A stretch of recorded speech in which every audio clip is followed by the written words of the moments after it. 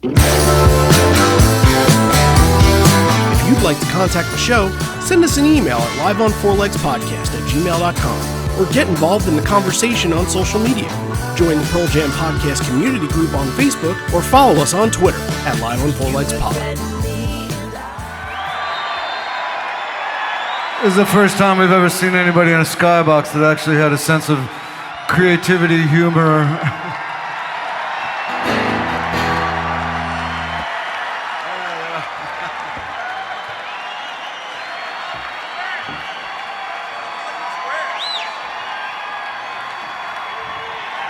Jeff said it looks like the goddamn fucking Hollywood Squares up there.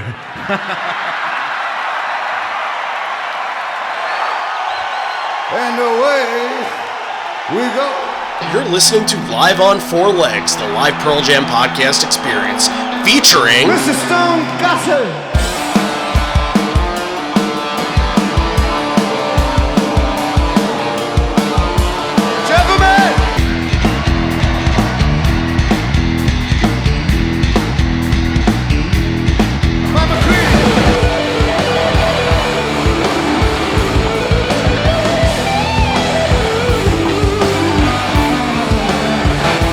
Fucking camera in the truck.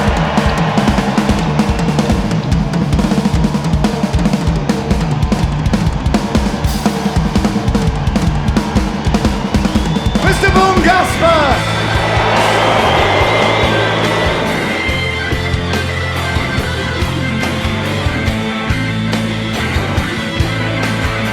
You can call me Al, you can call me Ed, you just fucking call me, why don't you?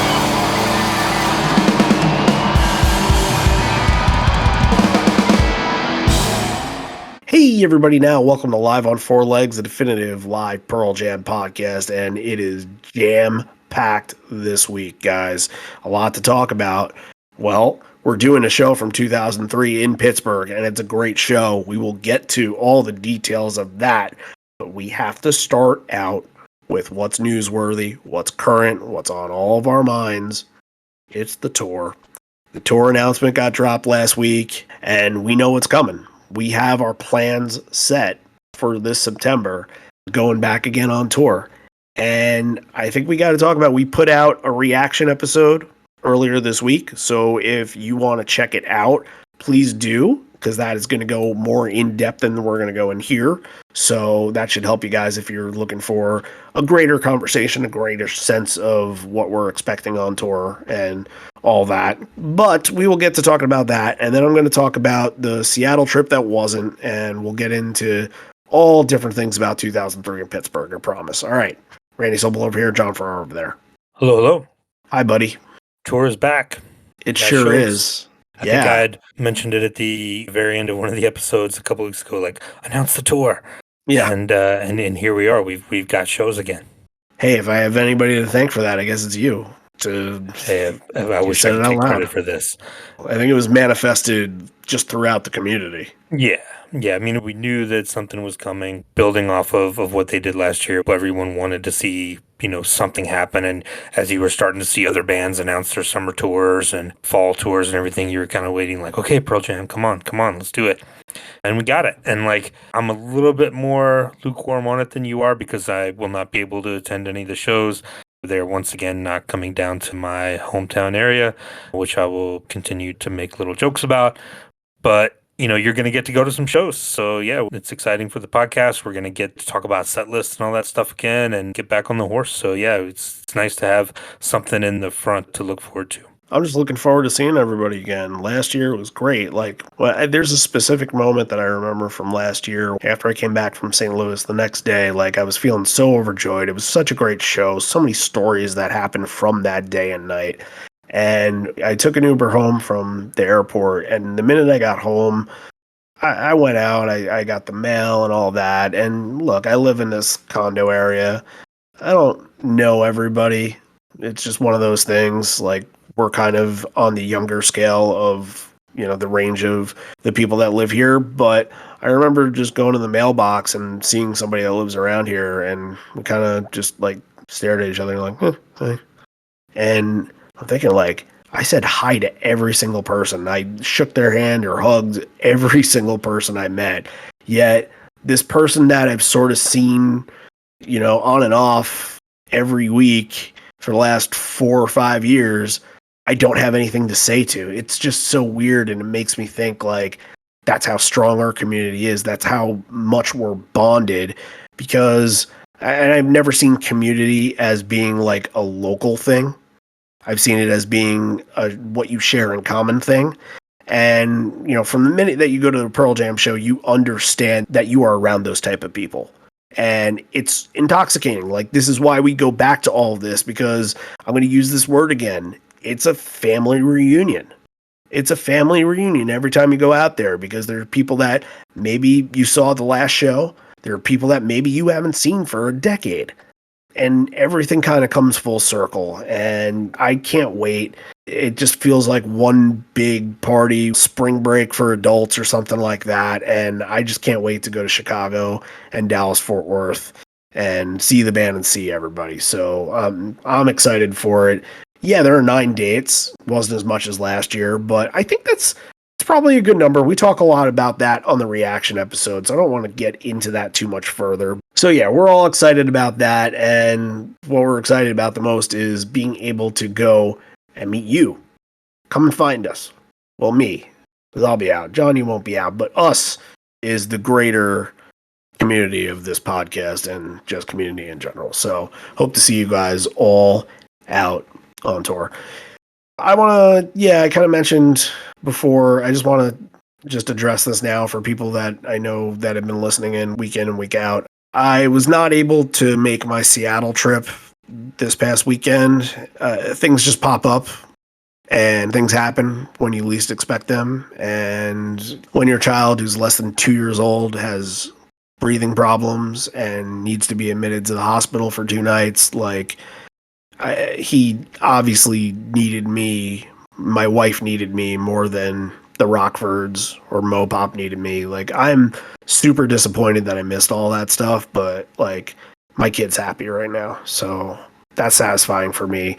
And, I'm not here to apologize to anybody. I'm just sort of setting the record straight on why all that content didn't happen, because I was ready to go full on that. I really was. I'm disappointed it didn't happen, but I'm happy that my kid is feeling healthy and pretty good right now. So I think that's a good trade-off, huh? Yeah, I mean, you're still got to have priorities. Family's always going to come first. I think you made the right choice on that. Yeah. Just wanted to share that with you guys if you weren't on social media and all that. So there you go. Okay, let's talk a little bit about, and we're going to get to Michael, who requested this show and has a Horizon Leg profile coming up pretty soon that we interviewed him for. And before we get to Michael, let's talk a little bit about the last couple shows, because we are coming off of a little run of the April 2003 shows. We did West Palm Beach. Last week we did Champaign. So this is 2 days after Champaign. And from listening to all these shows, you start to see little trends of things. Like, you start to know, okay, this is what the band is hanging on to. This is what is in their wheelhouse right now. They obviously love playing this. So you kind of have a sense of why they put certain stuff in set list. You have a sense of maybe the first night that we listened to in West Palm Beach, maybe that performance was fine, but now you get to a week or two later, you're like, oh, okay, yeah, they turned that up and they kind of went with it there. What are some of the trends that you noticed for this? Because it's interesting, we don't cover shows this close to each other in back-to-back weeks like this. Right. The main thing I noticed, I think, too, is just the anger in this run of shows, with what was going on, around the world in the Iraq War, and we knew that was kind of an inevitability at this point. And just to see that kind of build, because some of the later shows get a lot of the headlines this year, for good reason. There's some great ones leading to your State College and Mansfield and Garden, things like that. And then the Uniondale show, Nassau Coliseum, gets a lot of press for being, the one where they kind of lost it and were a little more combative. But I think that's the thing, that just seeing that build over these shows and knowing that that's kind of the underlying theme of this is kind of during the time when America was about to go to war and there was nothing we could do about it. That's kind of that you hear it in Ed's voice in all these shows, the little line changes and things he's talking about. There's kind of a seething kind of undertone to these that's very interesting. Yeah, no, I definitely got that from this. And I think what's interesting is that like Ed doesn't get fully all out political, but there are hints of it all over the place. And it's kind of leading me to think that the ones where he's really, really pissed off in are the ones where something happened that day. Where he read the newspaper and Bush said something on TV, Fox News lied about something. Like there's going to be a moment in this show where he just goes off about freedom of speech and how we shouldn't be lied to and all that. And that's The a truth, direct, yeah. right. That's a direct aim at Fox News. And yeah, to see all that kind of develop and still taking place. And you're right. You're starting to see Ed kind of unravel on this. Yeah, it's really interesting to pay attention to. There are a few songs I'm going to bring up too that I thought kind of evolved from their other versions that we just listened to. So I think that'll be later in the set. So just hang on to that thought. All right, before we get any further into the show, just want to give a big shout out to our longtime Horizon Leg patron, Michael Fleischer. He's the one who requested us to do this episode, so we took it by request, and hey, what a perfect time to do it, right around the anniversary and within all of this 2003 coverage going on. There was no better time to do it. So unfortunately, we were trying to get Michael on the show, and we couldn't make it happen this week. So at some point in the future, he will have a Horizon Leg profile episode, and we will expand on this show and talk to him about it more. However, he did leave us a little bit of a story that we can tell and share that I will do so right here. April 26, 2003 in Pittsburgh was my first Pearl Jam show. I had been a fan since I was 4 years old when my aunt, who is 12 years older than me and 18 years older than my mom, showed me Pearl Jam Unplugged taped on VHS right after it initially aired. Something clicked in my tiny brain watching the raw energy exploding on stage, and I was hooked. I vividly remember when we were assigned 7th grade journal partners when I was in kindergarten. My journal partner asked me what my favorite song was, and I proudly said Pearl Jam's Jeremy. And he was taken aback, since I'm sure he was expecting something like Raffi. They've been a part of my life forever, and seeing them live for the first time set off another fuse in my head, and I was on a mission to see them as many times as I could. I'm currently at 25 shows, and I'm headed to 5 more this year on the 2023 US tour. Okay, back to the Pittsburgh show. I will never forget walking in, getting to our seats in the front row of the upper level at Mellon Arena, and just wanting time to fast forward. I was hell-bent that they were going to play Jeremy, so that was all I could think about and hope for. When they walked out on stage, I'm fairly positive I had already lost my voice, but when I heard Small Town kick in, it came back and I belted it. My other core memories from that first set were Even Flow and watching McCready go nuts, and Explosive Blood, and then a Go Closer, which has been my favorite song for the longest time. The biggest memory that stands out from the first encore was during a live. A drunk kid climbed up the railing next to us, again, we were in the upper level, balanced himself on the upper rail with his shins, and swayed back and forth during the solo. Okay. And I remember thinking, awesome, this will be my first Pearl Jam show and my first time seeing someone die. Okay, well, yeah, I'm glad it didn't happen, but however, if we do fast forward a little bit to that moment, there's something about the suites all kind of creating a strobe light motion. I don't know if that was in reaction to this, like, hey, somebody get help, but I guess I don't think so. I think it was more rock and roll than that. Anyway, for the second encore, when Ed came out and played You Gotta Hide Your Love Away, I remember being super happy and screaming along because it was one of my dad's favorite Beatles songs, and I heard it 7 million times as a kid. Lastly, when the riff to Yellow Ledbetter started, I remember thinking, oh shit, this is the end, isn't it? I hadn't gotten Jeremy that night, but I did get the first taste of a now long career of traveling to see them live all over the world. I hope this show sounds as good as it still does to me, to all of you out there. Thank you, Michael, for sharing that. Awesome stuff, and can't wait to get to your Horizon Profile episode where we get to talk to you about this in full depth and get to learn about your Pearl Jam fandom a little more. But this was a nice taste. Thanks so much, Michael. Well, without further ado, why don't we get into this week's question of the week, which is kind of a loaded question. I get that. It wasn't the easiest one to answer, but it kind of fits into what we were talking about last week with 6 covers being played. There's a lot less covers being played at this show. There's only 2, and they come back to back in Encore 2. However, there are a lot of Lost Dogs in the show. There's a lot of versus song in the show. I believe it got up to 5.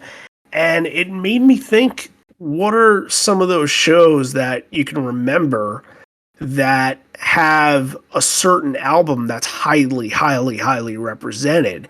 And I didn't want people to come up with the full album shows as an answer, because I don't think that that's an answer, because that's deliberate. But when you have like 4 or 5 no code songs in a show, when you have like 6 Vitality songs in a show, which is from a show that we saw recently, then that feels special. That feels like a kind of a talking point. And even when you get to the 2000s records, if they had done 3 binaural or 3 Riot Act or 3, even at this point, 3 Backspacer songs at a show, yeah, we'll get to kind of our thoughts on that and, you know, some of the answers that we got here. But yeah, it kind of was a loaded question. Some of your favorite songs that had a specific album that had more songs played than usual. So the first one is pretty easy. This is from Scott McQueen. He says Fresno from this past year. They played 9 songs from 10, obviously with Dave Cruisin'. So yeah, like that's the obvious one to go to. And obviously if you have him behind the kit, you're going to play all of those songs. So it makes a ton of sense. But there's a show. This is a show we covered like a long time ago. This is from Greg Schwab. He said Alpine Valley in 2003 was very verses heavy. Okay. Very cool. And I feel like this show is kind of in the same realm too, like 5 songs from verses. I would consider that to be heavy. I put out this kind of like a parameter thing for all the records and how much I thought was considered a lot for each. For 10, I think, I mean, they can do 8 of those songs in their sleep. So it's like, okay, I think 7 or 8, then you're getting too much. 6 is almost too easy for them at this point. Like they can do 6 probably every show with no problem. Versus Vitality, kind of within 5 and 6 feels like a lot there. No Code, Yield. No Code, probably 3 or 4 considered a decent showing, but I think Yield can probably get to 5 because you have a lot of main staples in there, like Give It a Fly and Do the Evolution, and kind of fringe staples like Wishlist and a couple other of those songs. And then from 2000s records, after the promotional year, I think if you get 3 from any of those, it's pretty impressive. I've got a couple of good ones. Patrick Bogle from Hallucinogenic Recipe pointed out Jones Beach Night 3 from 2000 had 7 from No Code. That's insane. And it's a night 3, you know, you get to the point where he doesn't want to repeat things, and maybe they didn't do that many in night 1 and night 2. And Hail Hail and Lucan weren't part of it. So yeah, very impressive as he points out. Kudos to Steve Bennett for pointing this one out. Detroit 2003, I guess technically Clarkston Night 2. 7 Vitalogy songs and 4 No Code as the top 2 albums played that night. That's a really interesting one as well. Yeah, and I have the same one from Greg on Twitter who said, out of a 5-song run very early in the set, there were 4 No Code songs played in that 5-song run. Yeah, that was a show that we did a long time ago. I recommend anybody to listen to that. Yeah. And I think the whole story from that, hell, I'm not going to waste the story. Go listen to our episode. We tell the whole thing about why they played songs that weren't necessarily hits and stuff like that. How about this from 2005 that just came in by the buzzer? This is from Stephen Domini. Halifax 2005 had 8 versus songs. That's a lot. Wow. It's 31 songs and 8, while Vitality, Riot Act, and 10 all have half of that. We got Animal, we got Dissident, we got Go, we got Blood, Small Town, Rearviewmirror, Glorified G, Daughter. Yeah, that's pretty good. So the only ones you're really missing are WMA, Indifference, Leash, Rats. Mm-hmm. Cool. All right. Well, hey, right at the buzzer, we got a great answer right there. So thanks so much. Yeah. It was a very tough one this week, but hey, you know, sometimes you gotta dig deep for the deep cuts, I suppose. But anyway, let's dig into this show. The opener for this one is going to be kind of like last week, a song that really wasn't utilized as the opener a whole lot. And at this point, it had only been the 3rd time that they've used it as an opener, which I think a lot of people would consider this as one of the more common openers than not. But this is the third time they've ever opened with Elderly Woman Behind the Counter in a Small Town. 1, 2, 3, 4, 2. I seem to recognize the face. Haunting, familiar, yeah. I can't seem to place it. Can I find a candle of thought to light your name? Lifetimes are catching on with me. All these changes taking place. I wish I'd seen the place, but no one's ever taken me. Hearts and thoughts, they fade away. Hearts and thoughts, they fade away.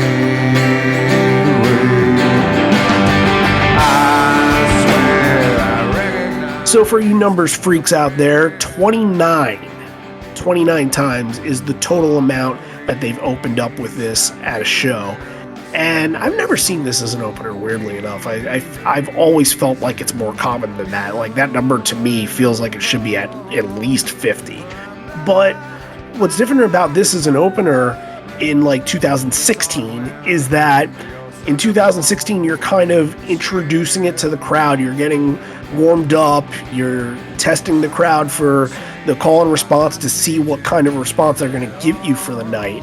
But this in 2003 feels like it's that anthemic version that we talked about last week, and it has like a little bit of punch to it, and they're not asking for anybody in the crowd to sing along. It just naturally happens, and it's not a pandering moment or anything like that. So once the crowd gets to the hello section, like, they just take off, and the band just builds off of that momentum. It sounded excellent. I thought that this was a really good way to open, and again, like, they weren't doing it a whole lot at that point, so you don't get this kind of vibe with Small Town as an opener much more after this, I don't think. Yeah, it still has a little bit of the novelty aspect to it, where you go to the show and like you follow along and you kind of know what the openers are, and then you get something out of left field and you're like, oh cool, like this is always going to be a good show. Like, you always get that when you get something unexpected early on. It's like, oh, what are we in for tonight, you know? I have seen Small Town open a show in Jacksonville 2016, and it was very, very good.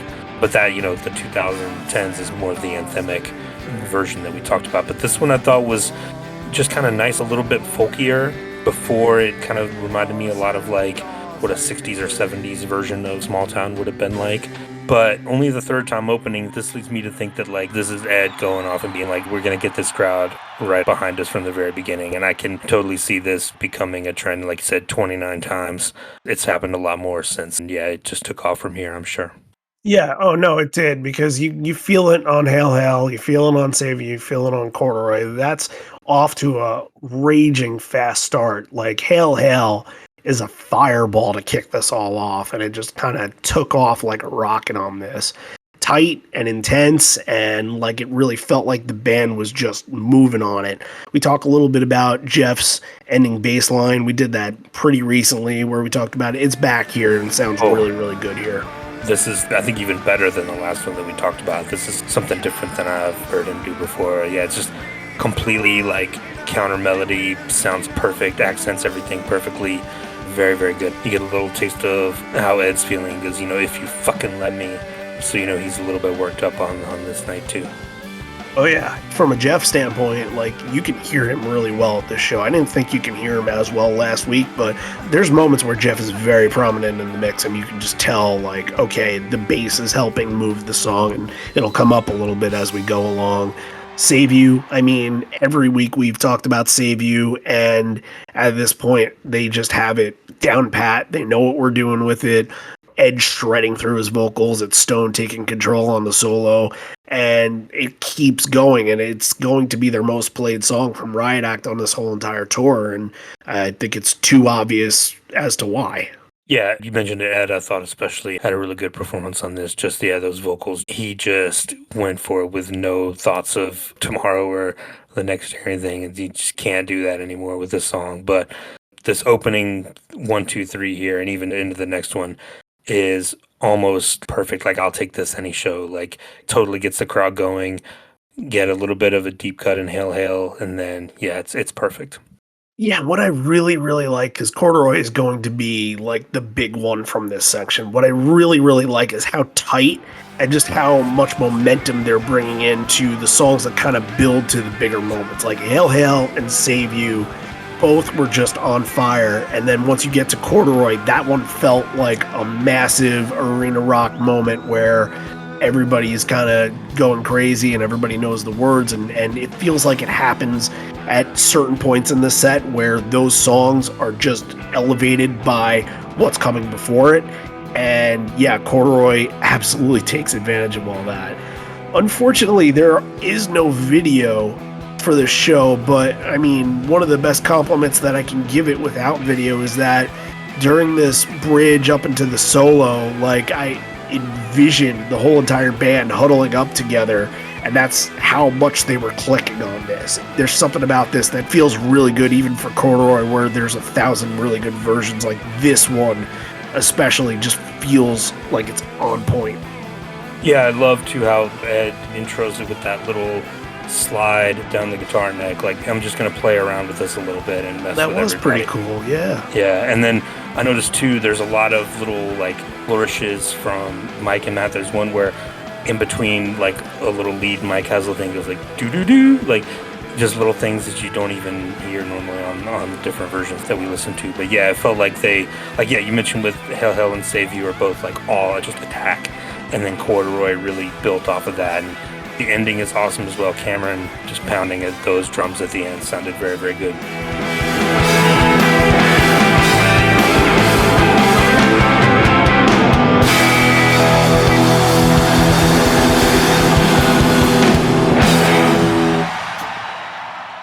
And, you know, I think a lot of it has to do with the way that they're transitioning from section to section. It just felt seamless.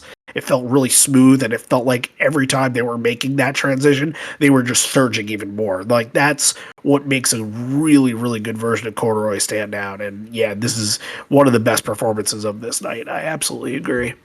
The next section is going to be Insignificance, Crop Duster, and Daughter. And I think Insignificance especially is definitely a benefactor of the last three and how well they were played and how much attack there was on it. Like, Insignificance picks off from that point and builds its own momentum, and you bring that into Crop Duster, which I can get into in a sec. But yeah, Insignificance felt really tight, really good ending. There was a little bit of a Stone solo sound that happens like before that part in the bridge that sounded really, really good. Did you notice that? What'd you think of that? I was too busy like listening to Jeff and Matt. There's that build at the end right before it breaks. I think what part you're talking about. Listen to Jeff and Matt together. A rhythm section just doesn't get better than that. You hear Matt doing some harmonies on this as well too early on, which is very cool. Everybody's working and doing their own thing, and it's just elevating everybody else in the band and making them better. But, you know, Crop Duster kind of following off on that, like, Crop Duster is usually one of these songs where I'm waiting for the ending. Like, I know the ending is going to be pretty explosive. Like, the beginning and kind of the first couple verses can meander a little bit at times and kind of feel like, okay, you know, you're just kind of watching the song develop, and it's not a big star-making moment or anything like that, but it's fine. And in this, it really felt like they had built up so much from the last handful of songs that Crop Duster benefited from all this too. It sounded like a version that was way more inspired than other versions that we've seen in the past on this. And yeah, this is the era to get Crop Duster, obviously, but Crop Duster just had a little bit more juice to it than it usually does. Yeah, I can see that. It's another one that, like, you almost always see it in this spot, kind of not the first 4 or 5, but before the middle of set, in that, like, 5, 6, 7, 8 spot. It serves very well as like a bridge to get to what's going to come next usually. But I think you're right. Yeah, from what I've heard, like the whole band is playing really well. Everybody sounds really tight. So yeah, something like Crop Duster, which later on can be definitely hit or miss and more just doesn't appear at all, it's going to sound really good. Ed says, thank you, good evening, Steel Town on a Saturday night. That's all he says. And that's going to get you into Daughter. And there was something I noticed that was really, really cool in this. And I don't know, because it feels like there's still some guitar going on in this, and maybe it's kind of on the back half of this, but when they break out of the solo and they go into where that bridge kind of just stops before it kind of develops and gives you a full chorus, you get that moment and it's just Ed and Matt. And it feels like sometimes you have Stone kind of coming in a little bit with his guitar, but that's it. It's just Ed and Matt there, and it kind of allows the crowd to come in. Like, he just left a little bit of space for them where you're able to hear them so well. You don't usually hear the crowd on this part. You know, there are other moments like the Rise Above It moment, but like this part doesn't usually feel like a big call and response. But I think the crowd just kind of took it upon themselves in a moment here where they were kind of given the reins to go. Don't call me daughter, not fit to the picture can't well remind me. The picture can't well remind me. Don't call me daughter, not fit to. Yeah, I mean, opening up with a small town, and then you had a little bit of a murderer's row there early on. I'm sure they were ready to sing along with something, and like Insignificance and Crop Duster are not really sing along. So yeah, by that point, I'm sure they were ready. But another hint as to the politics of the times, you get the line change to the bombs fall down, which is another little reference to what was about to happen around the world, if you will. And then the tag after that, there was no actual tag on it. It just got very instrumental. Yeah. It was a cool jam, and you know, after like about 2 minutes, it sort of fades out. It has some length on it, and it sounds pretty good, but it's pretty much what you get from it. There's nothing in between. There's no WMA or anything like that, but still pretty cool. Okay, folks, we are at the even flow moment right here, and as I've mentioned on every 2003 show that we do, Even Flow's hot streak, this point, is in full go. It's in full bloom. And in the past, I usually went back to Philly and said that it kind of started in Philly, but I'm changing my mind here, and I'm going to say that it started here as like the full-on hot streak for the next 5 shows after this. Just, yeah, Mike being a showman, just a scorcher, a prime example of what it's all about when it comes to exposing his talent. And what I wanted to do, I think this was a cool idea to get Javier involved in this and get a Gear Guru segment, which doesn't necessarily focus on just this version. It's focusing on this hot streak run that they're on here. So let's get Javier to talk about why they sounded so good with it at this time at the end of the first US leg.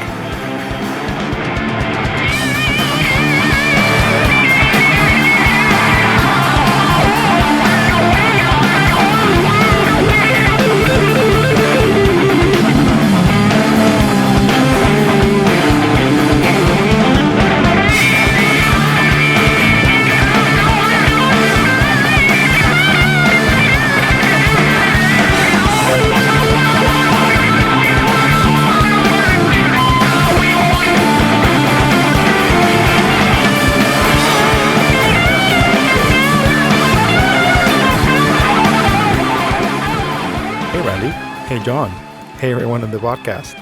So we're going to do something a little bit different this week.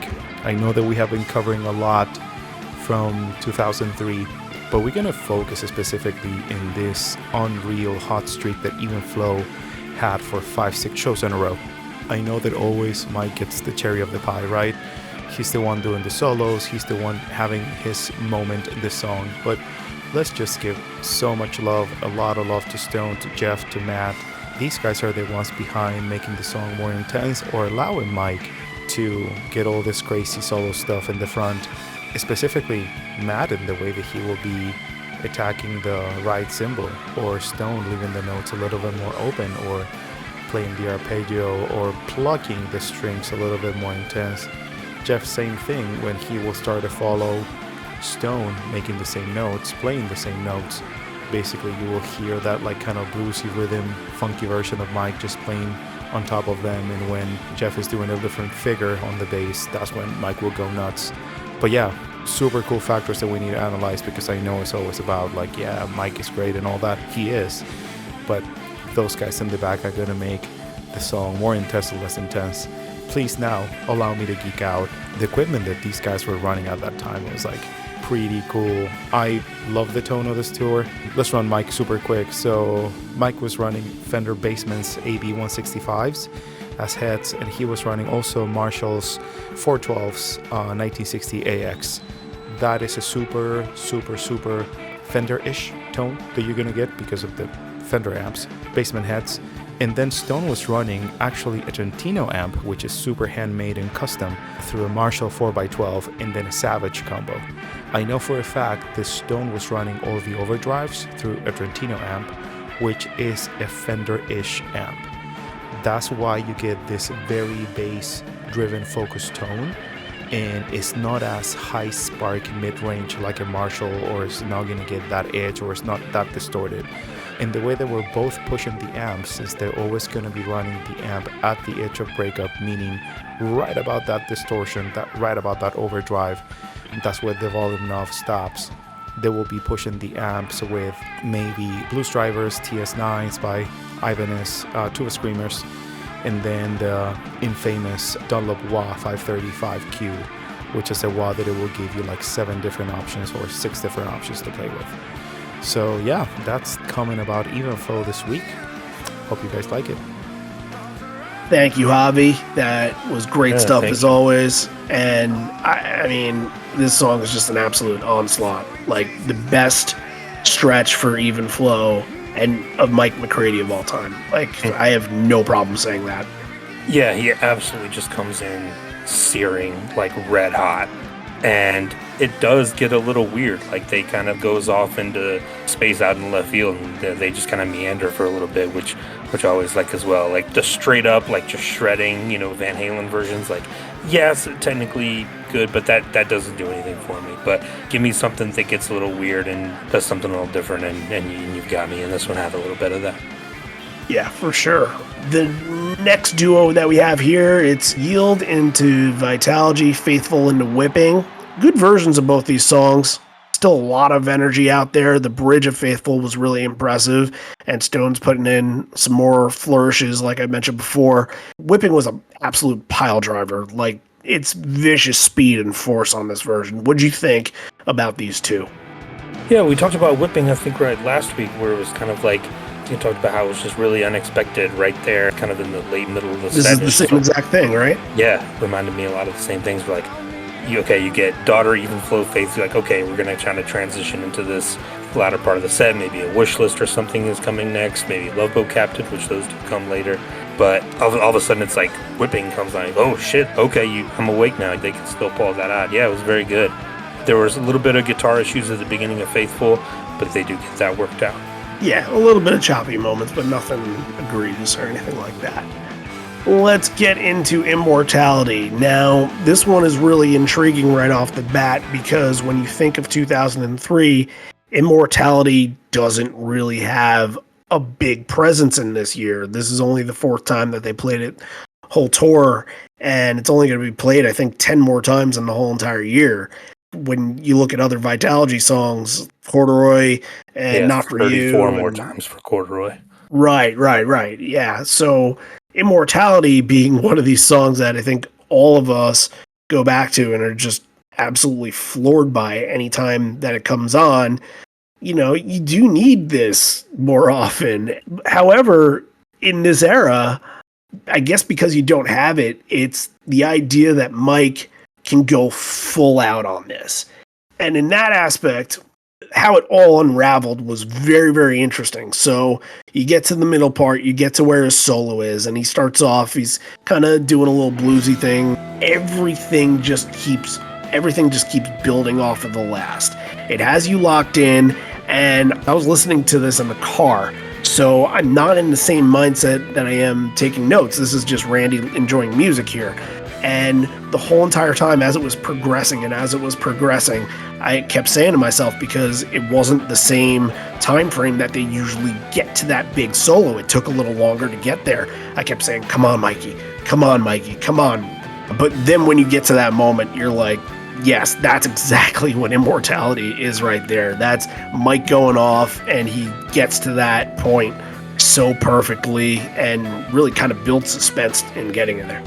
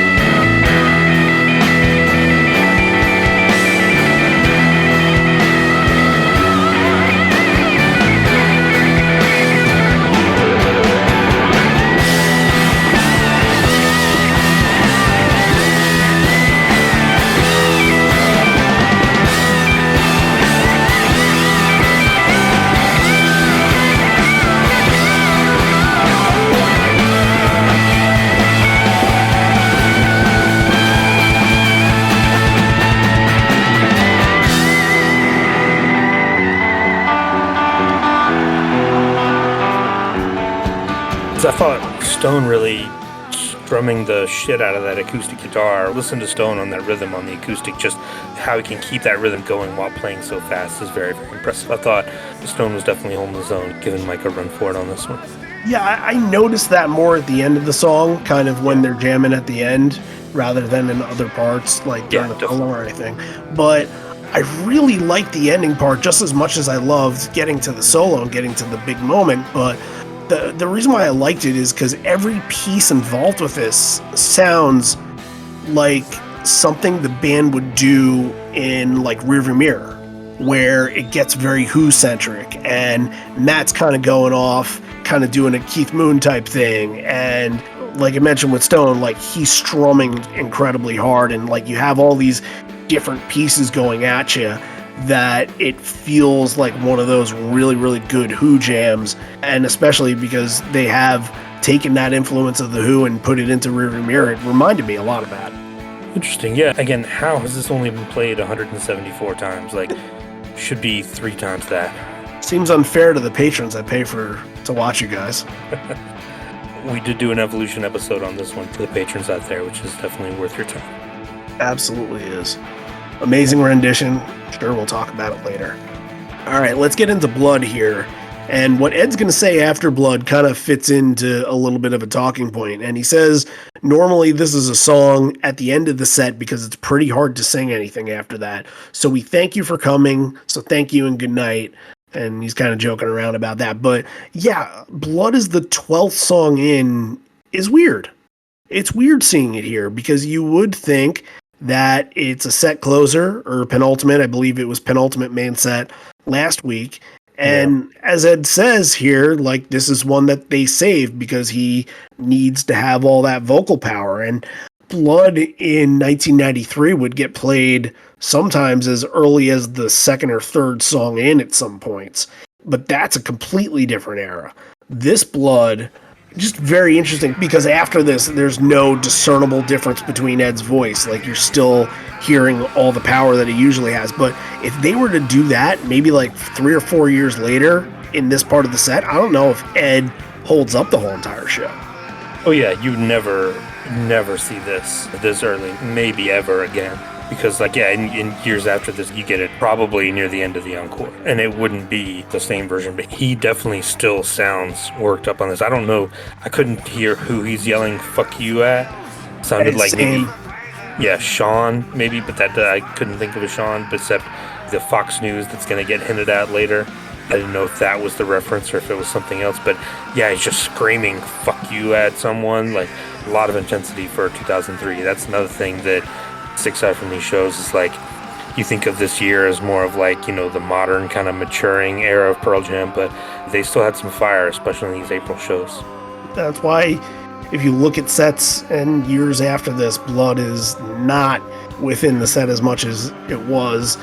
You barely see it in almost back-to-back shows like this was. There's only one in between. Like, that's pretty normal for this era, but you go to 2006 and it might last about 10 shows before they bring it back. So yeah, this is kind of like entering a different age of this song that is not going to be anything like what you remember it from the Dave A years. So as I kind of mentioned, yeah, he says we usually do it at the end of the set, and he kind of teases, so thanks for coming, thank you, good night. Crowd boos, but he says, I'm just kidding. This throat's made of steel because it came from Pittsburgh. We got steel vocal cords and iron tempo, and you can't beat that. Mike and Stone listen to a lot of metal, so we're pretty galvanized here. Then Ed calls on Mike to give us a little nitro, so he shreds for about 3 seconds, gets a nice chant after that, and I'm guessing it's probably from an 80s band called Nitro. Don't really have much information on that, but that's kind of sounds like what it's attributed to there. Yeah, if you're looking for 80s metal references, you're in the wrong place here. But correct. I have to think that that's probably what it was. 80s punk, we're there for you. Yeah, 80s metal, just not our bag, guys. And he says, hey, he can do that. He can also write songs. The next one he wrote the music for. I don't know why, but this song ended up as a B-side. It should have been on the main album. This song is about keeping your strength and keeping hope alive. I believe the last time we did Down was the West Palm Beach show, and I believe there was no intro into that or anything at all, but I said Ed would go on to say that a lot during this whole entire year. So right there, perfect example. That's going to get you into Down, Love Boat Captain packaged together. And yeah, everything's sounding really, really good here. Ed kind of missed the breakdown on Down, but in doing that, he busts that like that big hey, like na na na na hey, like he holds that out what seems like forever, but that sounded really good.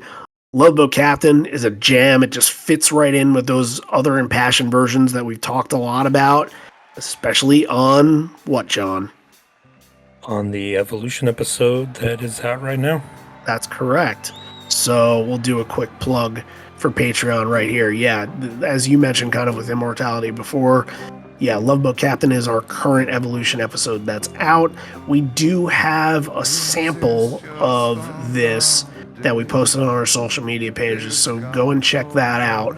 But for anybody that does want to hear the full 2 hours and 12 minutes of this, head on over to patreon.com/liveonfourlegs and pitch in a monthly donation, and that will get you in and listening to this. I would both promise it's very, very worth it, and hope you guys that have listened really enjoy it. So what do you got to say about either of those? I like Down a lot, and again, Down is unreleased at this point. Lost Dog's not out yet, so you're getting an unreleased song, which is very cool, and probably won't ever happen again. Love Boat Captain, I thought we talked about a lot of 2003 versions on that Evolution episode. I thought this one was very good. You could tell it was one where Ed was building up with the crowd and trying to get that response. Still, early on in the history of the song, but definitely on the road to build something very good. Yeah, and there was something cool from Boom at the end. It felt like instead of going back to that very baritone, bassy, very B3 type sound, he went into kind of like a full baseball organ sound at the end there, which was very interesting, much more high-pitched than what he usually does. But Ed, after that, adds in a "we can sing it loud enough," which was a nice touch, but the ending didn't last too long on this. So, all right, I think we got to get into Wishlist right here, because this is another huge highlight from this night. And, starting the whole thing off, like, he fucks up the first lyric and he says, I'd sabotage myself, I wouldn't go off instead of the neutron bomb. And then he has a nice moment, hands up raised open towards the sky and looking at the crowd, doing the call and response moment. He said, you guys got it. There's a lyric change here that's kind of befitting of the hometown, because he changes the words to, I wish I was as fortunate as Clemente. So that's a cool little change there. But I think it all comes within the tag of what we need to talk about. There's a lot of very, very cool Ebo stuff that's going on here. Crowd gave that a great reaction. And then you might think at some point that would be over, but it's just getting started.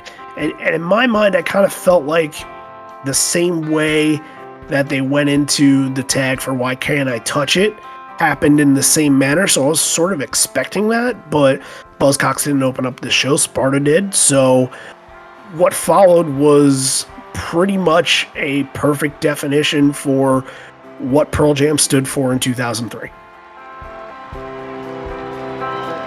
I wish I controlled the TV.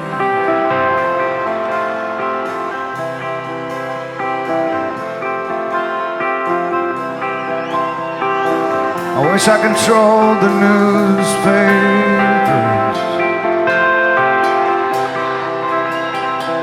I wish I controlled the media, so I could put forth the truth. We got the right to know the truth. All the stuff between the lines.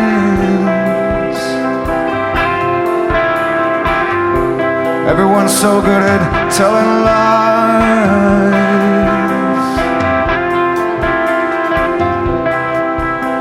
And the more I read, the more I need the truth. That is what I need. The more I see, the more I need the truth. That is all that we need. We need some truth. Give us some truth. We need more truth. Give us the truth. Let us see the truth. We can handle the truth. Let us live with the truth. Let us be the truth. Let us live. Let us be. Let us be free. Let us be free.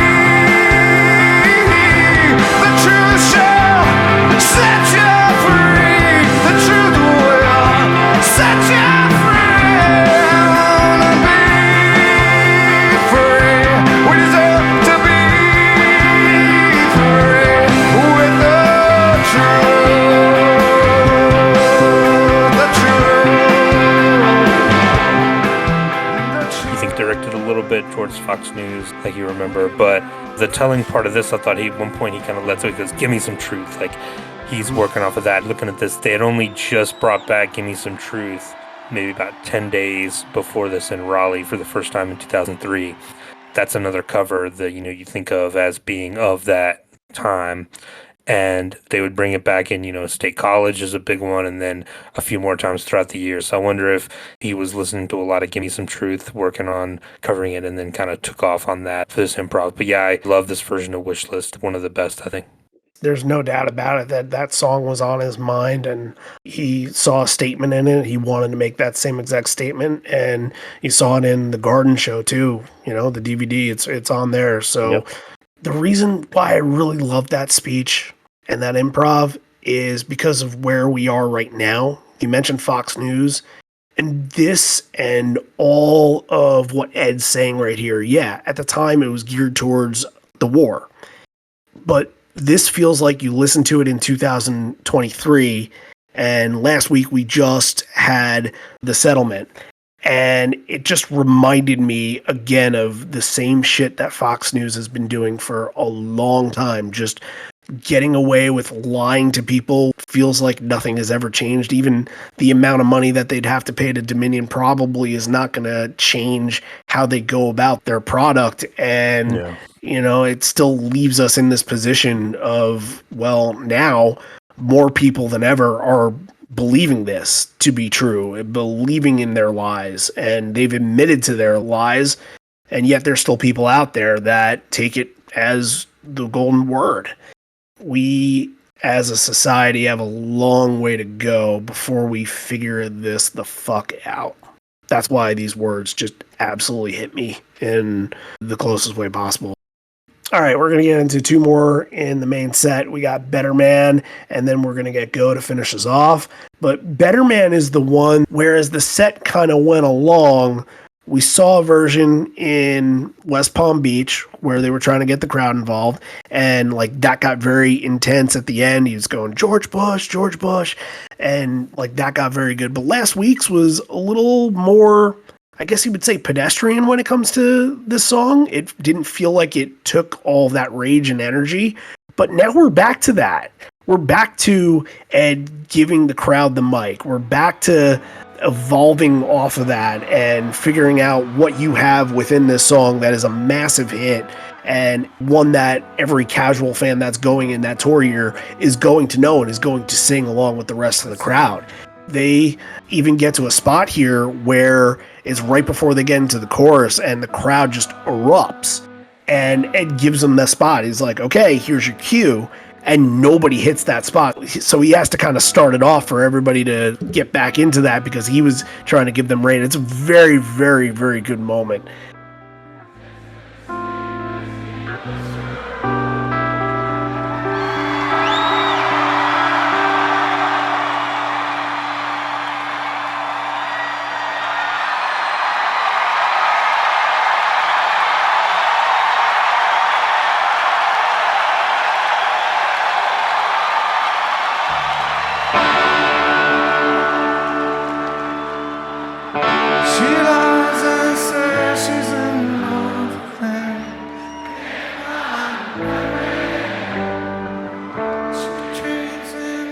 Like, this is another one riding high off a big wave of momentum, a big stopping point, and has a great jam at the end. Big, loud, Don't Let Me Down.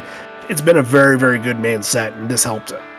Yeah, Ed really holding a lot of notes there at the end, a voice still in very fine form. There's a moment in this that I thought was really cool, and it kind of like made me sit up and kind of take notice when he's playing those chords at the beginning, and he usually just kind of does a gentle strum to kind of like accompany the crowd when they're singing along, but he's so excited by the response from the crowd and he's into it. One of those chords, instead of just doing the gentle like brrring, he hits it hard and like lets it ring out, like strums it kind of hard. And I was like, wait, what is that? And it's the same way that The Kids Are Alright opens with that chord that starts The Kids Are Alright. True. It's that same note. I didn't look it up to see what note it was. Probably a G or a C or something. I know it's just one of those coincidences, but still, like, their history with The Who, like, Kids Are Alright, I thought that was very cool. Yeah, I don't know if it's that much of a coincidence. I think that there is some element of inspiration in there. Or it could just be one of those things where Ed just has that chord in his mind all the time. Yeah, I'm sure it's like a common power chord, probably. Yeah. Mm-hmm. Yeah. So, good call on that. Yeah. We're closing off with Go here. The only thing I really have on this is that it felt like the composition was a little unique and felt like there was like a little stop instead of the da-na-na-na-na-na, da-na-na-na. It felt like it kind of had that little pause.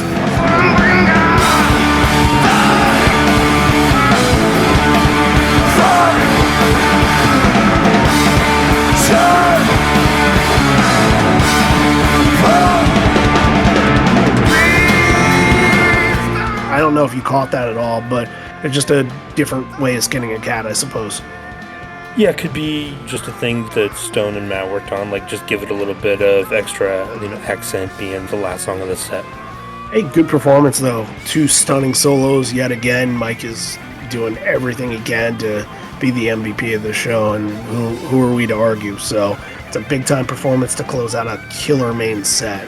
And now we're at the encore, so let's pause for station identification and kind of repeat some of the things that we mentioned. So yeah, the big thing that's going on Patreon right now is the Love Boat Captain episode. And yeah, it just takes so much work to put in the time to research. And we had this planned since January, and it took us till almost May to put this out. That should tell you what it takes to do this. And then all the editing that John did for it, like, you want to walk them through, like, what is a day in the life of an Evolution series episode? Oh man, like, Yeah, it's going through, finding all the versions that we talked about. Like, it's one thing to talk about it, and like we can get to the point where we can describe these things pretty well and give you guys a sense of what you're listening to, but nothing beats getting it from the source. So it's a matter of like, hey, we mentioned this, like, got to go in and find that clip and put it in there. Like, it probably took me 5 hours of editing for a 2-hour episode. Yeah, I mean, that's even a little bit impressive in a way. So, Yeah. I mean, if you guys have been listening to the podcast and you've been supportive on social media and all those other places, we both do this so that we can give you guys really interesting things to think about and see songs in a different light, because, this isn't a way that we just kind of came together and said, oh, well, we know exactly what we're doing. We had to study all this. The research is studying and figuring it out all along the way, and then putting in that effort to put a full story together. Like, that's why I really appreciate everybody that's always says that they're looking forward to these evolution episodes, because I still think it's the best thing that we do. And, along with the donation and everything like that, if you are looking for more content of ours outside of shows, because I know that sometimes the shows, if you didn't go to it, you might not have any background in it, so you might not listen, but everybody has some connection to the songs. So Love Boat Captain, you go back to any of the old ones too. You can go back to like Footsteps or Release or Immortality or Wash or anything and listen to them, and I think you'll get something out of it. So we would do one every month if we could, but just the research and the time, like, we want to make sure we do these right and really tell the story of the song and, talk about the whole journey of it. And that takes time. So yeah, we appreciate everyone's patience, but this one was a really fun one to do, and I'm really looking forward to the next one. Like, hopefully it won't take 4 or 5 more months. No, I'm hoping that we can get this in by the time we do some Yield shows, because we're going to do a 1998 one, and we're going to kind of work off of those years that are having big celebratory anniversaries here. So we'll do Versus one, and then we'll actually find a way to do a Lightning Bolt one much later in the year. So I think 2024, that 5-hour Black episode is coming. I think it just needs to be in parts. Yeah. Not 5 hours. You put it all together and you give it the super cut at the end. The super cut, right. Director, yep. All right, well, after all that, if you feel the need to listen to Love Boat Captain or any of the other Evolution episodes, all it's going to do is cost you $1 a month, or you can donate to the Giggle Egg tier for $5 a month and get your episode request. Anything that you like that we haven't covered before, we can cover for you, dedicated to you, and get your story to tell on the podcast. Or if you want to take it a step further than that, then on the Horizon Leg tier for $10 a month, helps out our website and all of our functions over there. Then you get to do the same thing, have a request, as well as having a profile episode recorded on your fandom. And I know a lot of people would be looking forward to that. So if that's stuff that you're interested in, the link, patreon.com/live on4legs, or go to the Patreon app and search for Live on 4 Legs, or just go to liveon4legs.com and click the Become a Patron button. Now is the time to do it. Big content. Hope you guys really enjoy it. Would love the feedback as well. All right, back to the rock. Ed comes out, says, just because we're not the type of people who'll discriminate, you'll understand the body language of this next song. And it seems as though they have turned around to the back and played for the people in the back in this.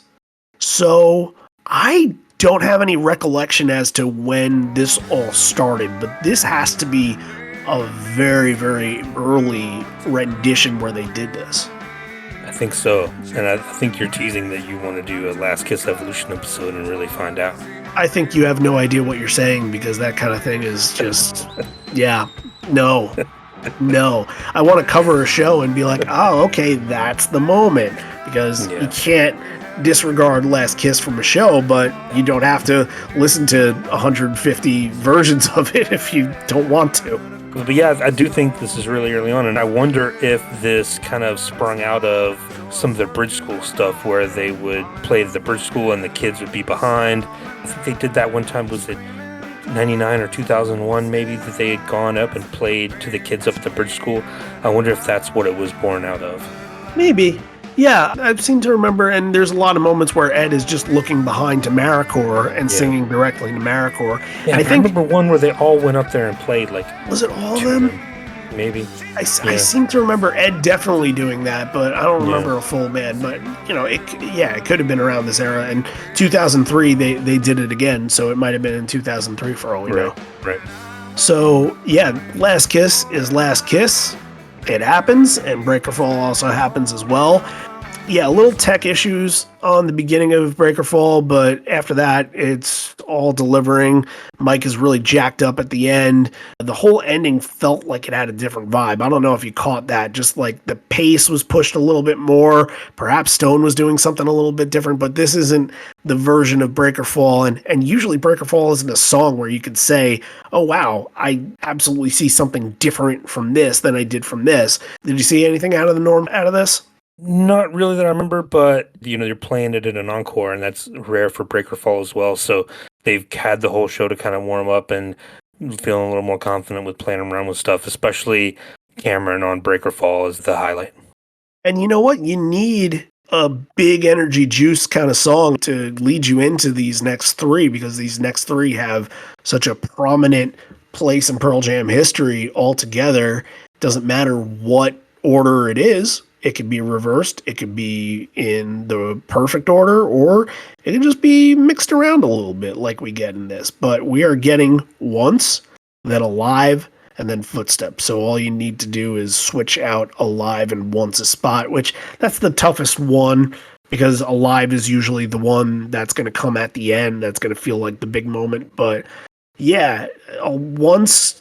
full energy again. It felt like Ed was really pushing himself at the end of that. Like, sounded really, really good to introduce you to this. But I don't know if going from Once to Alive is anything, because they're out of order especially, is anything that's going to tip off to the fans like, hey, this is going to happen. It can't be, right?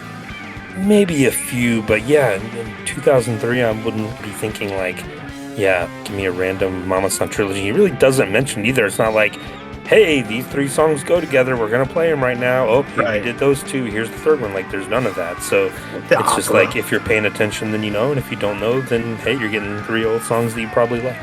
Now, Alive is another good one to kind of compare to the last couple of weeks as well, because we've kind of said that Alive has sort of eased back a little more than came back in like a ball of fire. It's not exactly celebratory, but here I felt a lot more appreciation for this song from both the crowd and the band. And there are little parts where like Ed doesn't completely connect with like the hey moments and things like that. He kind of does it for a second, but just kind of leaves it to the crowd. But Mike has a really, really good solo in this. Mike sounds terrific. And another indication that maybe Ed is thinking like, okay, well, this is what it is, and we're going to enjoy it, is he does the of course there is kind of sarcastically and screams out fuck afterwards. And it feels like this is as close as we've gotten to becoming celebratory, and which is weird because we're going to have two more songs at the end of the set here. So this is not like a normal Alive spot where it's closing a set or anything like that, but maybe that took the pressure off the song a little bit. I don't know. Yeah, starting in about 1994, probably through 1998, Alive felt kind of small. It started out as this like huge anthemic song early on in their career, and then it kind of diminished a little bit as time went on. They moved on to different things, and they just weren't that band anymore.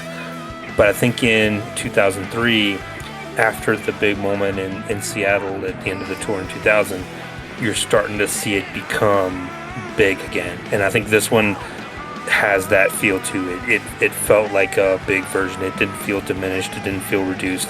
It felt like they were being able to open up with it and push it out and make it be a little more inclusive and like work towards it becoming that anthemic song again.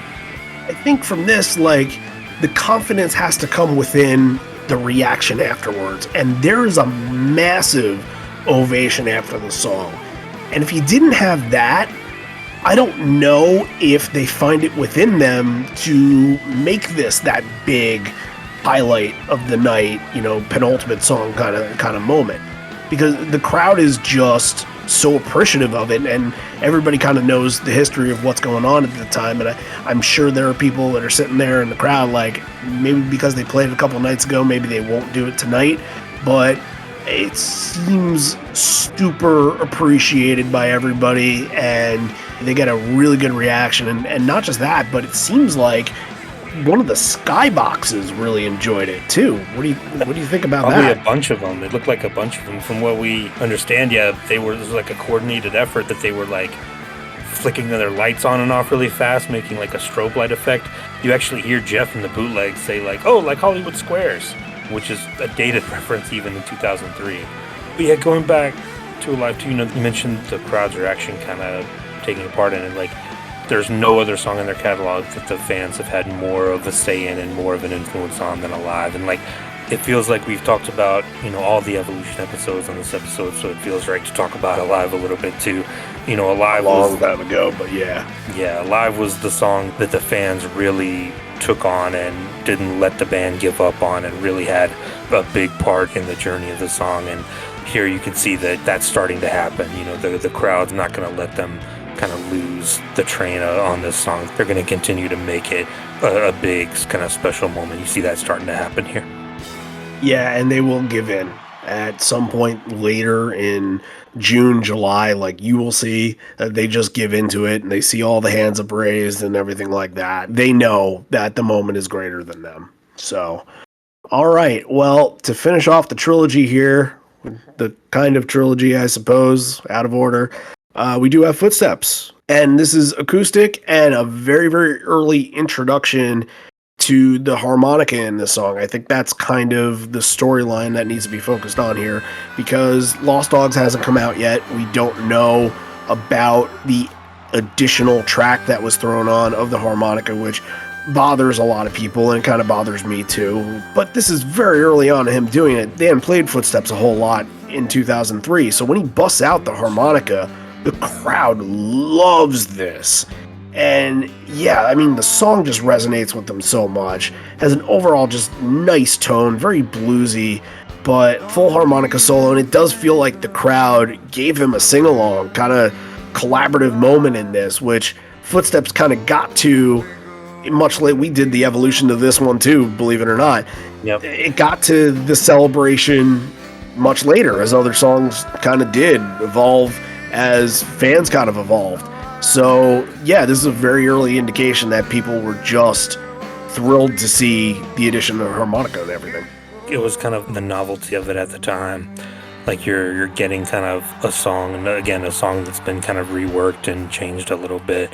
And this is, I think, full band too, as opposed to, the way they used to do it with just Ed and Stone and Matt, or Ed and Stone and whoever was playing drums. But it does sound a little more full. I think having it at the end of the trilogy, I didn't go back and look to see if this was the last time that this actually ended any of the trilogy mix-up plays, but having Footsteps last, I think after Alive, you needed it to be a little more full, and you don't want to bring it down after Alive to something else. I think it makes sense. I mean, yeah, I don't love the harmonica versions. I prefer the kind of original, kind of stark, kind of darker versions, but it is what it is at this point. I think they've added the harmonica every single time since then. So people love the song. It is one of their best songs from that early era. So yeah, play it. I mean, if I'd been there, I'd have been all into it. Yeah, Footsteps is always cool to get.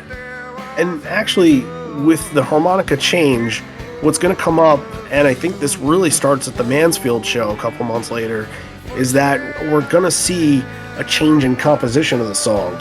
In the harmonica solo, as you can kind of hear, is that at the end, you notice in newer versions where they go back to the chorus at the end of the harmonica solo section.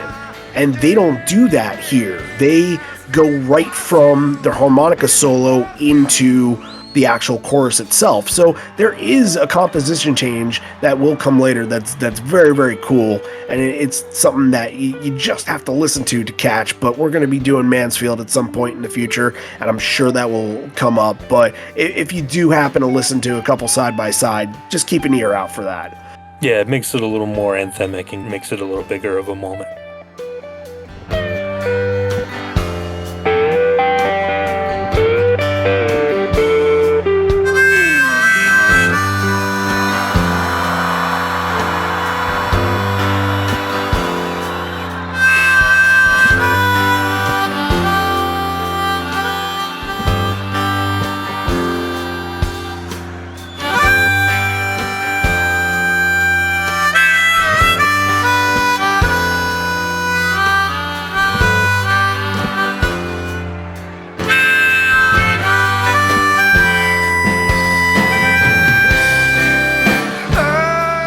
speaking of anthemic, speaking of bigger, a bigger moment.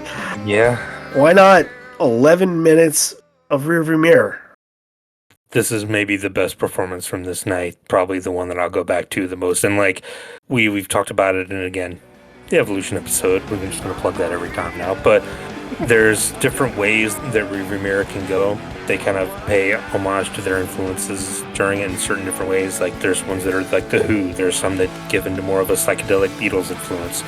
There's some that get a little more spacey, like Pink Floyd. There's some that get a little bit more jammy, like Grateful Dead, whatever. But this one to me sounds exactly like something that Fugazi would do, and that is right up my alley. I absolutely love this version.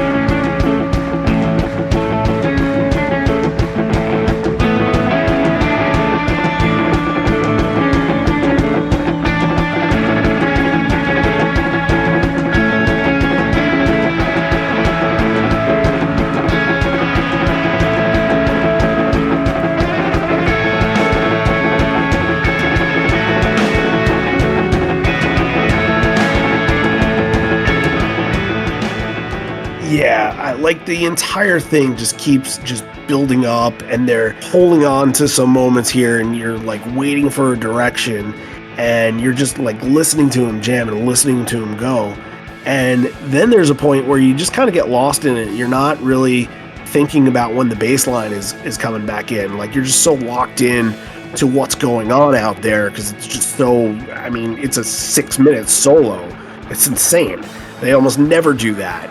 And once the bass line kind of kicks in, it throws you for a loop, because you weren't thinking about it at that point. It's like, oh, well, now I hear Jeff. Oh, okay, all right, well, let's get into the end of the song. But you were so locked into what they were doing on that jam, and just sort of some of that sound that was emanating from it, that you totally forgot about the rest of the song. And then, of course, like, it's going to be a barn burner right afterwards, but just a phenomenal way of putting this all together, and I'm sure none of it pre-planned. Yeah, absolutely, like the hypnotic kind of groove and section there that you just, yeah, it's easy to just, especially in headphones, you're just kind of like, oh man, like I just want this to go on for another 20 minutes. It's absolutely epic. There's a version from Buenos Aires, I believe that's 15 minutes long. That's 13 or 15, something like that, yeah. Yeah, so at some point we'll talk about that, and that's actually in the Rearviewmirror episode, I believe. Yep. But yeah, just, again, barn burner.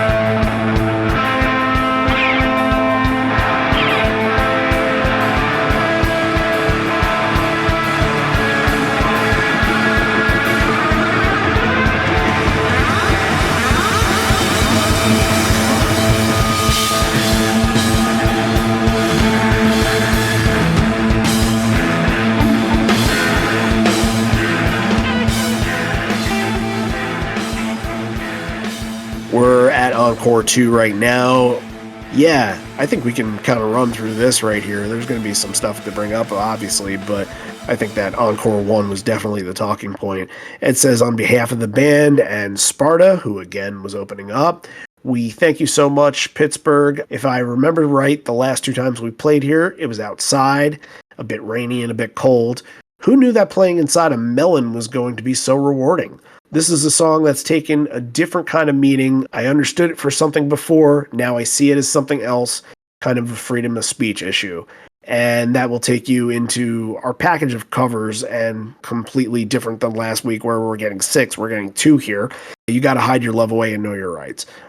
Going back on that covers conversation, I think You've Got to Hide Your Love Away. Well, fine. Great song. Love the Beatles version. It's one that I don't really get too excited about when Ed plays it. It's just kind of, yeah, all right, that's fine, that's cool. But it fits into that category, sort of what we were talking about with Fortunate Son and Comfortably Numb, where, like, it's never going to be a definitive cover for Pearl Jam, and especially it's just really something that Ed does. So when I think of covers, I don't really attribute this that much to the band. Yeah, are you buying what he's talking about with, oh yeah, I've kind of found a new meaning with the song? Like, seems like just a pretty straightforward thing. I don't know that, You've Got to Hide Your Love Away has this like hidden deeper meaning, but I guess, that's the way music is. Pearl Jam would want people to find that in their songs. They always talk about, oh, your interpretation is the most important one. So if he wants to think that, then fine, play it. I mean, it's one that everybody knows and everybody loves. It's just kind of a sweet love song almost. So it breaks up kind of the intensity a little bit. It's a little more of a lighter moment, which some people like. Some people want the heavier moments, but some people don't. So it definitely kind of breaks up, and it doesn't really work, I think, back to back with Know Your Rights. That's a weird transition. Yeah, it was a little tough. One of the other things I want to bring up, though, is that there aren't a lot of Ed harmonica songs, and you get 2 in this set, like nearly kind of back to back here. Yeah. I don't know the last time, think about the other songs that they do it on. Smile and Harvest Moon. Is there anything else? Does Did Driftin' he- have a harmonica? I don't know if he played on the harmonica live. Probably Yeah. did for 1 or 2 versions. I mean, there's only been 6, I think. Right. Did he ever play harmonica on Off He Goes? I don't think so. It feels like a song that could be open to that, and that's why I thought that. But Yeah. I could be totally wrong. Yeah. But yeah, there aren't a lot of opportunities for him to do so. So another thing to kind of think about. Yeah, Know Your Rights, kind of like last week. Great, a lot of intensity. But I think the exciting moment was Ed asking, Pittsburgh, are you ready for number 3? That was fun. And outside of that, like, it kind of took the same direction as last week. It's not the biggest Clash song, so people aren't going to know the lyrics and really attach to all of it. It didn't catch on like some of the other Pearl Jam centric covers, like a Sonic Reducer or something like that would. So, all right, well, here's the bread and butter of the set, I suppose. It's going to be Evolution into Porch into Ledbetter. And before Evolution, you can actually hear Ed ask, Evolution? I wonder if it wasn't on the set and they were just kind of going off. Was that figuring Ed? I on the thought it fly. sounded like someone else. It might have been Stone.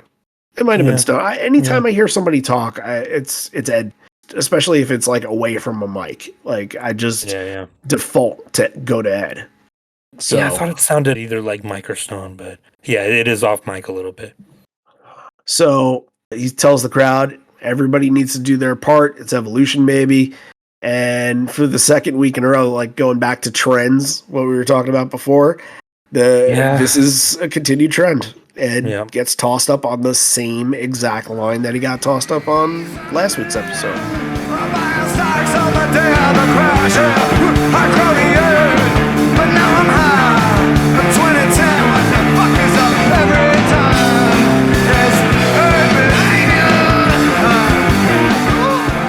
And apparently he's right. Yep.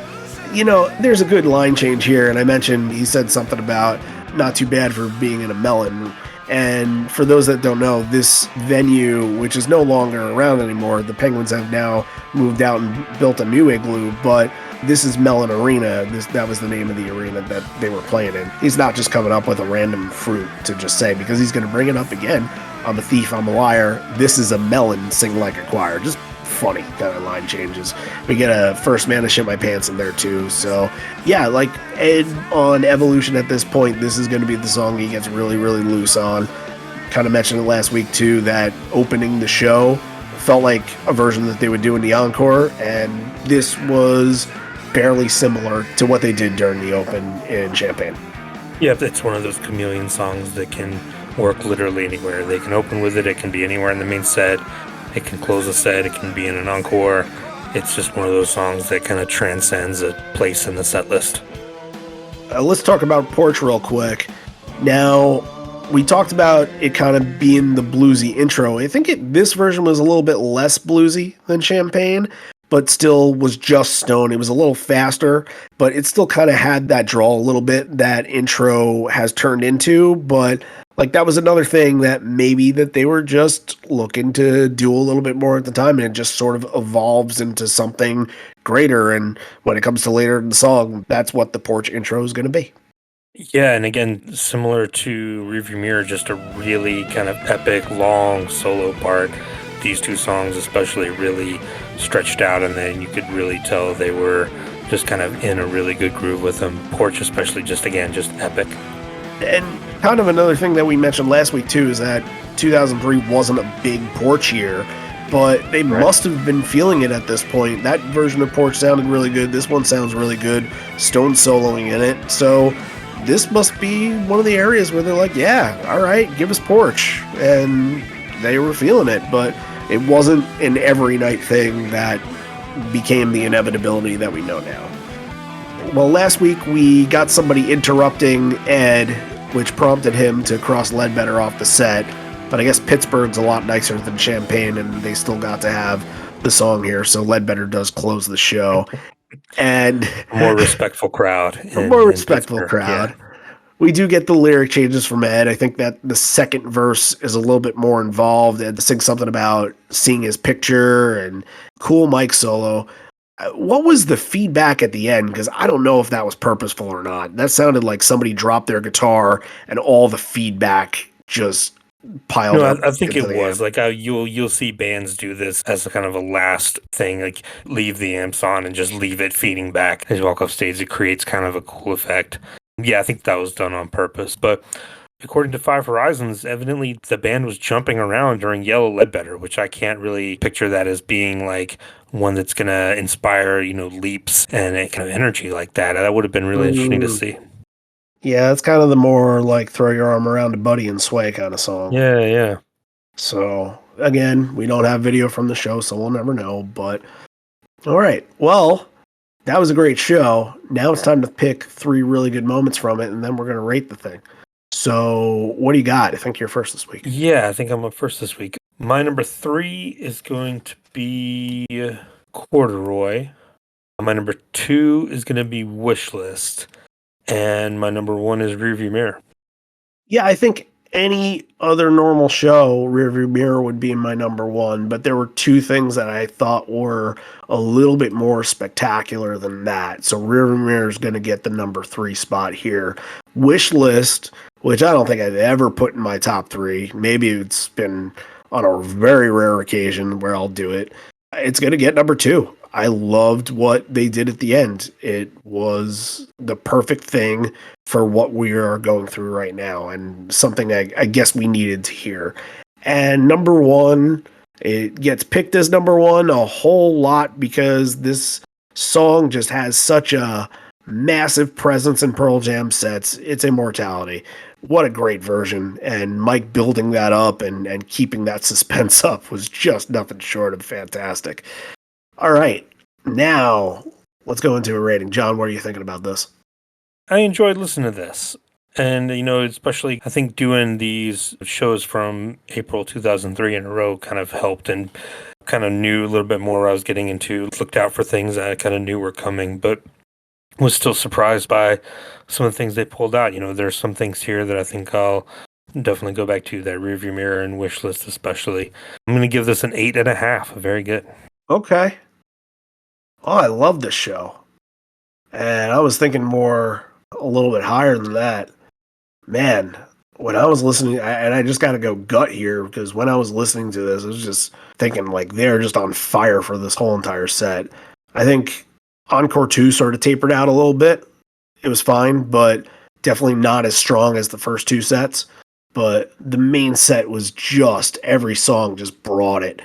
And great stuff in the encore with the Scrambled trilogy and Rearviewmirror at the end there. This was the number that I had when I was listening to the show and kind of got done with it. And I was fine with it. I'm going to go 9.5. I like this show a lot. Maybe it's one of those things where like 2003 just gets an edge for me because I love this year and I love performances from this year. So this one just hit really well. Yeah. I'm not going to argue with you. It's a good show. Okay.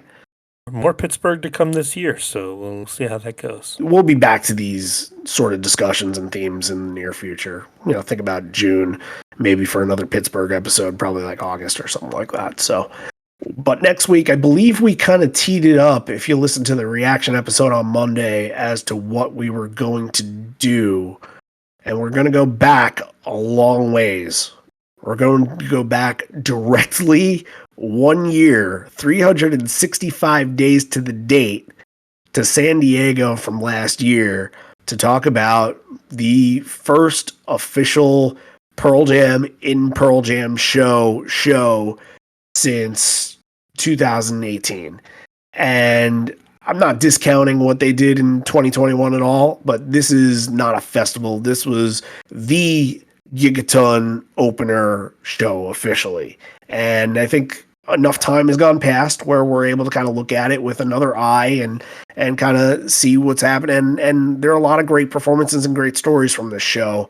So I think there will be a lot to talk about. I know that for all of you guys that went, it's still fresh in your heads, and we like to kind of take advantage of that sometime. We're going to get to talk about another kind of scrambled up Mamasan. Yeah. At least this one had an order, though.